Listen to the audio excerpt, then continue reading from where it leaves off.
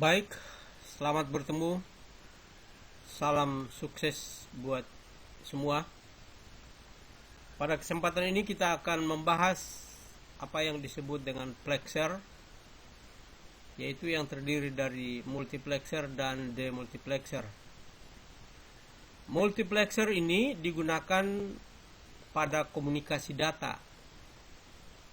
Kalau multiplexer memiliki input yang sangat banyak dan outputnya hanya satu. Outputnya adalah antrian dari inputnya. Dalam komunikasi data, misalnya di suatu wilayah ada ribuan orang yang memiliki alat komunikasi telepon atau telepon rumah dan ingin menelpon ke suatu kota yang sama misalnya. Namun ribuan orang ini tidak bisa sekaligus dikoneksikan dengan tujuannya. Akan tetapi mereka dikoneksikan secara antrian atau bergantian, sebagaimana kita lihat prinsip contoh selektor mekanik atau rotary switch yang pada gambar berikut ini. Jadi inputnya ada 9, tapi outputnya hanya 1. 0 sampai 8 ini tidak bisa sekaligus, hanya satu-satu, tergantung selektornya. Ini gambaran untuk komunikasi data menggunakan multiplexer. Jadi misalnya inputnya sekian banyak, antri, dan outputnya hanya satu, kemudian dipancarkan kalau dalam komunikasi data di Telkom misalnya. Ini selektor mekanik. Sedangkan multiplexer menggunakan selektor elektronik. Seperti gambar berikut ini. Ya, jadi gambar ini ada dua inputnya, A dan B. Outputnya satu. A tidak mungkin sama-sama keluar ke output bersama-sama karena akan terjadi tabrakan. Namun dia tergantung dari pulsa pemilihnya yang disebut clock di sini. Anggap saja ini C. Jadi A atau B tergantung C-nya. Kalau rangkaiannya seperti ini, A itu akan lolos ketika C-nya 1 atau pulsa pemilihnya 1. Sedangkan B tidak bisa. Kenapa? Karena B itu dihubungkan dengan not C atau pada saat clocknya 0. Jadi pada saat clocknya 1, A yang diloloskan, apakah A itu 1 atau 0, itu tidak masalah. Demikian juga pada saat clock 0, B yang lolos, apakah B itu 0 atau 1, itu juga tidak masalah. Ketika inputnya 2, maka pemilihnya, selektornya adalah hanya 1. Atau dengan kata lain, kalau selektornya 1, maka inputnya hanya dapat 2.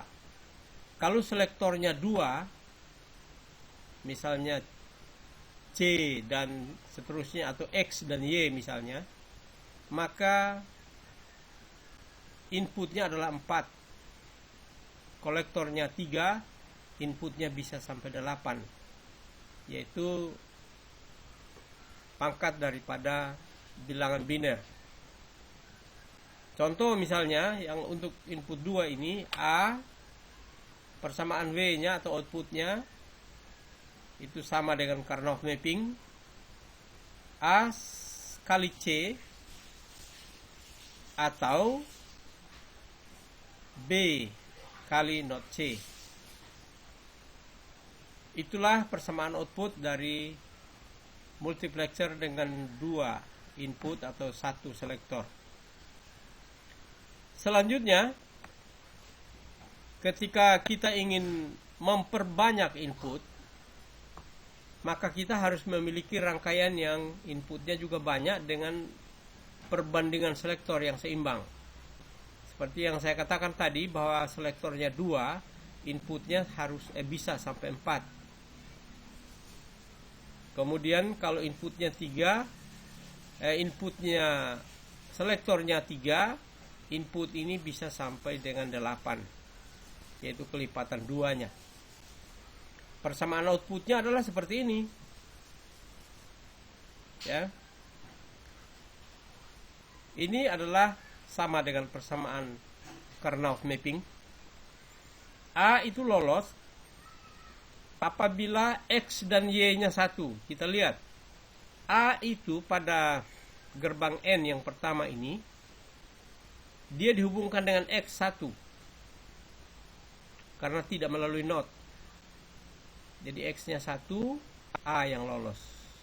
Sehingga persamaannya A, X, Y. Kemudian B-nya akan lolos apabila X-nya NOT melalui NOT dan Y-nya langsung.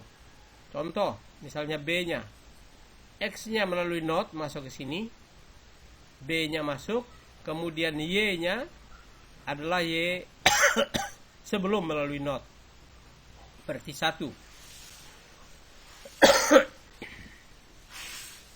Kemudian demikian juga C-nya. C-nya adalah NOT X, NOT Y, berarti dua-duanya melalui NOT. Berarti C-nya lolos apabila pulsa pemilihnya dua-duanya 0. Selanjutnya D adalah X NOT Y. D akan lolos apabila X-nya 1 dan Y-nya 0. Demikian seterusnya. Sehingga tidak akan bersamaan dan tidak akan tabrakan pada outputnya. Kalau seandainya ingin memperbanyak, kita juga bisa menyusunnya menggunakan rangkaian multiplexer multi input. Seperti ini misalnya. Jadi ini ada multiplexer 7415. Inputnya ada 13 ini, masing-masing 13, outputnya 1. Selektornya 4, ya. Lalu dihubungkan seperti ini. Kemudian dimasukkan lagi pada satu multiplexer lagi outputnya dengan tambahan selektor 2 untuk 74153. Sehingga ini outputnya adalah 13 kali 4 ditambah dengan 4 ini. Berarti inputnya berapa? Dengan selektor 6. Caranya juga demikian, sama seperti yang di atas, yaitu mulai dari input 1 pada multiplexer yang 1, dia tidak mungkin tabrakan dengan input 1 pada multiplexer yang lain, karena dia harus melalui multiplexer satu multiplexer lagi 74153. Itulah gambaran multiplexer. Jadi inputnya harus antri sesuai dengan pulsa pemilih atau selektornya. Selanjutnya ada IC-nya seperti ini. Anda bisa beli juga dan merangkai dan uji coba, baik itu prakteknya artifisial, praktek langsung IC-nya, atau seperti yang di atas tadi yang saya buat, yaitu praktek virtual seperti ini. Saya menggunakan aplikasi EWB atau multisim. Kalau yang berbayar multisim, kalau EWB gratis di pasaran. Kita buat rangkaiannya seperti ini, seperti rangkaian yang kita miliki. Lalu kita uji coba. Penjelasan tentang multiplexer ini kita membutuhkan waktu tersendiri. Ini lah yang dapat saya jelaskan tentang multiplexer. Selanjutnya kita akan membahas yang disebut dengan demultiplexer. Demultiplexer ini adalah kebalikan dari multiplexer, namun dipergunakan pada output suatu komunikasi data. Jadi misalnya yang tadi pada inputnya antri lalu dipancarkan satu persatu, lalu pada penerimanya kita terima satu persatu lalu dikonversikan melalui demultiplexer menjadi serempak atau inputnya banyak, inputnya satu dan outputnya banyak. Contoh rangkaian sederhananya seperti ini. Jadi inputnya hanya satu, tapi outputnya dua, A dan B. Yaitu inputnya satu, kemudian pulsa selektornya satu, ya, lalu outputnya A dan B. Sama juga, kalau pulsa selektornya 2 berarti outputnya bisa sampai 4. Ini juga demikian. Persamaannya sama dengan persamaan tadi, hanya tinggal dipotong saja sehingga tinggal satu. Jadi bukan banyak. Dalam inputnya tinggal satu, tapi outputnya menjadi masing-masing gerbang OR tadi. Jadi kalau misalnya seperti ini selektornya 2, maka inputnya 1 dan outputnya ada 4. Output 4 ini tidak mungkin serempak semua, tidak mungkin sama. Satu dulu dengan pergantian sesuai kecepatan pulsa. Hanya yang menentukan adalah kecepatan pulsa ini, sehingga tidak terasa kalau A, B, C, dan D ini menunggu antrian, tapi seolah-olah berjalan terus. Itulah pada demultiplexer yang digunakan pada output atau pada penerima dalam komunikasi data. Selanjutnya kita lihat ada praktek-praktek seperti ini. Walaupun tadi saya sudah katakan bahwa penjelasan khusus tentang EBB atau multisim ini akan kita gunakan waktu tersendiri karena materi penjelasannya juga cukup panjang. Karena off mapping ini tadi saya sudah singgung, nanti akan kita bahas pada kesempatan lain karena ini hanya hubungannya dengan komunikasi data, sehingga cukup saya jelaskan berhubungan dengan multiplexer dan demultiplexer. Untuk melengkapi pengetahuan kita semua,